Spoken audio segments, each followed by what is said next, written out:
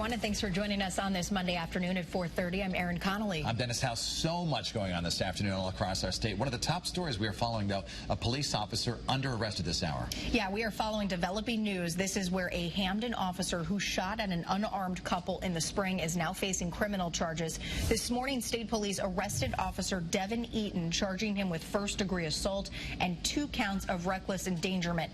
The April 16th shooting in New Haven was captured on Eaton's body camera and nearby surveillance cameras. Now, Eaton fired his gun 13 times at a car initially believed to be involved in an attempted armed robbery. The driver, Paul Witherspoon, told police he was following orders to get out of that car when Eaton started shooting. His girlfriend and passenger Stephanie Washington was shot but did recover. Eaton told police he thought Witherspoon had a gun, but it turns out he was unarmed. The shooting obviously sparked rallies and protests that we covered, with activists and pastors calling for the officers involved to be fired. And this afternoon, the mayor of Hamden held a press conference addressing the arrest. This state report delivered today and the evidence it contains can now be carefully reviewed and included in the Hamden internal investigation.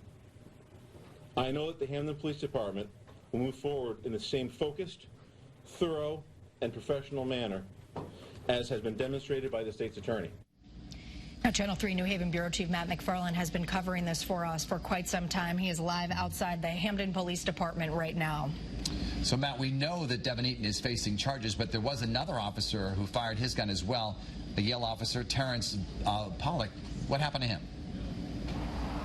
Well, state's attorneys ruled that Officer Terrence Pollock was justified in discharging his weapon. He told investigators that he believed that the shots, one that actually hit his police cruiser and grazed his calf, were coming from a shootout between Officer Eaton and the car. So that is why he is not facing charges. As for Eaton, though, while he told investigators that he thought Witherspoon had a gun, they said when he actually retreated back into his car, there was no return fire. They say Eaton kept on firing shots. They've actually fired off 8 shots before the Yale officer actually joined in, firing 3 times. They say Eaton then moved behind the car and then towards the passenger side, continuing to fire off his weapon while fully aware that there was actually a passenger in that car. Yeah, we get a pretty good look at that shooting from that surveillance video. Now, Matt, Officer Eaton arrested this morning. What will be next for him in terms of these criminal charges?